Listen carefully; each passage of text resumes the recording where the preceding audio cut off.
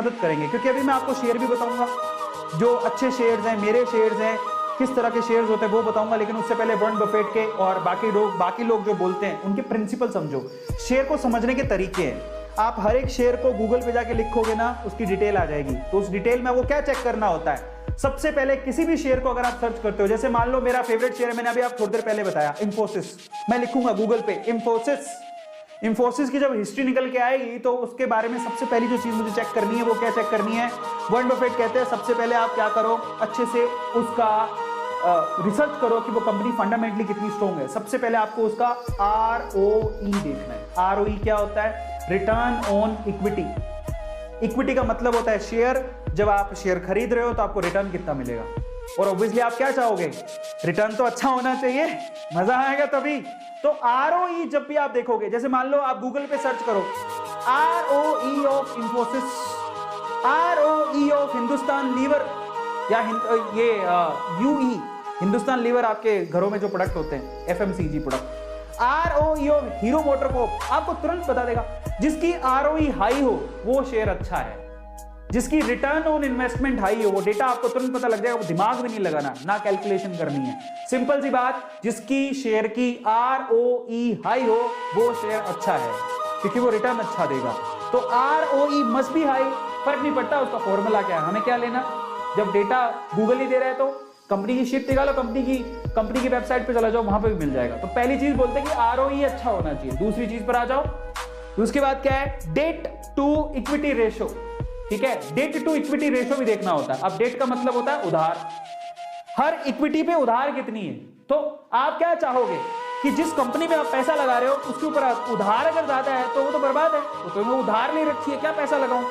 तू मेरा पैसा लेगा तो उधार चुकाने लग जाएगा, कल को तेरा कुछ हुआ नहीं, मेरे तो पैसे बर्बाद हो जाएंगे। तो आपको क्या चाहिए कि कंपनी की जो डेट टू इक्विटी रेशो है वो कम होनी चाहिए, उधार नहीं होनी चाहिए ज्यादा उसके ऊपर। कंपनी में उधार नहीं, कई कंपनियां मिल जाएंगी आपको जो 0 डेट पर है, कोई कर्जा नहीं है उनके ऊपर। अगर किसी कंपनी में कोई कर्जा ही नहीं है और फंडामेंटली उनके प्रॉफिट अच्छे हैं, वो कंपनी अच्छी है। तो आप जाके जब सर्च करोगे कि जाओ बताओ इंफोसिस का डेट टू इक्विटी रेशो कितना है, दैट मस्ट बी कम, दैट मस्ट बी लो। अगर वो कम है तो वो कंपनी अच्छी है। ये दूसरा फंडामेंटल है किसका, वॉरेन बफेट का। ये टेक्निकल फंडामेंटल्स है जो आपको पता होने चाहिए, समझ रहे हो, क्योंकि अब आप शुरू करने जा रहे हो और एक गणित पता होनी चाहिए। आप फॉर्मूला छोड़ो, आप ये याद रखना ROE हाई होना चाहिए, डेट कम होनी चाहिए। तीसरी सबसे इंपॉर्टेंट चीज, जो सबसे इंपॉर्टेंट है वो क्या, जो कंपनी प्रोडक्ट बनाती है उसकी प्रोडक्ट की कॉस्ट क्या है और वो कितने में सेल करती है। मान लो प्रोडक्ट की कॉस्ट है 500 रुपए, सेल करती है 1000 रुपए, प्रॉफिट कितने का हुआ, 500 रुपए का। तो product sale minus product cost, profit कितना है।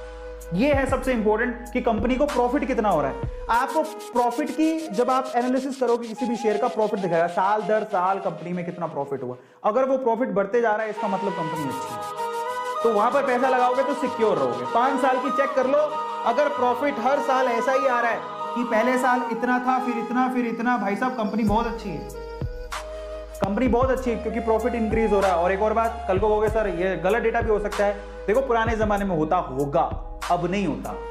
सेबी बैठी है, एक बहुत बड़ी ऑर्गेनाइजेशन है, रेगुलेटरी है इंडिया में, कुछ फर्जीवाड़ा होता है तो कंपनी ब्लैक लिस्ट कर दी जाती है। तो आजकल वो फर्जीवाड़े नहीं होते, तो आप चिंता मत करो। आप ये मत सोचना कि ये तो डेटा गलत भी हो सकता है, कोई गलत डेटा नहीं देगा। आज के टाइम पे कोई भी कंपनी के लिए बहुत सख्त रूल्स रेगुलेशंस हैं। अगर कहीं भी कंपनी डिफॉल्टी पाई जाती है, देखो एक्सेप्शन केस की बात नहीं करते, जो सजा मिलती है हर किसी को, अगर कहीं भी कुछ भी गड़बड़ पाई जाती है तो कंपनी तुरंत ब्लैकलिस्ट हो जाती है और मार्केट पे काम नहीं कर पाएगी, इतने सख्त रूल हैं।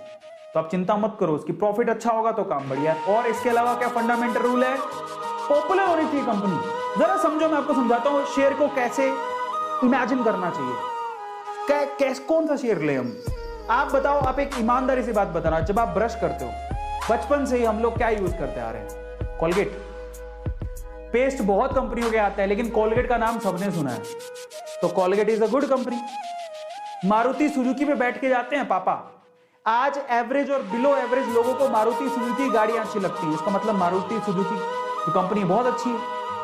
कहां कब से सुनते आ रहे हैं, SBI बैंक, भाई साहब अगर आपकी पुश्तों में किसी ने अकाउंट खुलाया होगा तो स्टेट बैंक ऑफ इंडिया की किसी ब्रांच में खुलाया होगा, आज भी चलते आ रहा है। तो ऐसा बैंक बर्बाद होगा नहीं, गवर्नमेंट का बैंक है।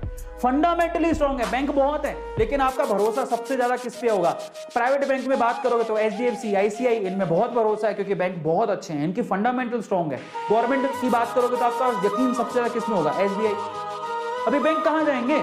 अगर किसी भी प्रोडक्ट की या किसी भी सेक्टर में किसी प्लेयर की इमेज बहुत अच्छी है, काफी लंबे टाइम से वो परफॉर्म है, वो एक प्लेयर है, लंबे समय से चलते आ रहा है, तो डेफिनेटली अगर वो वेल नोन है ना, तो इसका मतलब वो अपने आप एक अच्छी कंपनी है। ITC, आप बताओ आप कौन से कंपनी का पेन यूज करते हो, कौन सी कंपनी की कॉपियों में लिखते हो? ज्यादातर बच्चों घर पे ITC के प्रोडक्ट मिल जाएंगे, ITC की कॉपियां मिल जाएंगी। कोई सिगरेट विगरेट वैसे स्मोकिंग करनी नहीं चाहिए, अगर आप स्मोकिंग करते हो तो ज्यादातर स्मोकिंग के प्रोडक्ट ITC के, वो टोबैको कंपनी है, बट उसके अलावा ITC के बिस्किट आते हैं, कॉपियां आती हैं, और पता नहीं ना जाने ITC के होटल्स भी हैं। ITC इतना डाइवर्स शेयर है, और ITC का शेयर कितने का है? एक शेयर 230 रुपए का। इतनी बढ़िया कंपनी है, हालांकि वो हिलता ही नहीं है, वो 180 से 250 के बीच में रहता है वो शेयर, लेकिन वो फंडामेंटली बड़ी स्ट्रॉन्ग कंपनी है। उसके डिविडेंड बड़े अच्छे होते हैं। डिविडेंड का मतलब होता है अगर आपने शेयर खरीद के रखे हैं तो हर साल जो शेयर होल्डर्स होते हैं उनको वो कुछ ना कुछ पैसा देते हैं पर शेयर, तो एक तरह की कमाई है जो आपको मिलती है, समझो। तो यहां पर अगर कोई फंडामेंटली स्ट्रॉन्ग कंपनी है, अपने आसपास देखो जरा, ढूंढो कोलगेट किसका है? कोलगेट पाल्मोलिव का है ना। और हिंदुस्तान लीवर के आप इतने प्रोडक्ट यूज करते हो, FMCG कंपनी है, कहां जाएगी वो कंपनी? इतनी बढ़िया ग्रोथ रहेगी उसकी, वो आज के 10 साल पहले भी थी, 10 साल बाद भी रहेगी। क्या ऐसी कंपनी कहीं जाएगी? नहीं।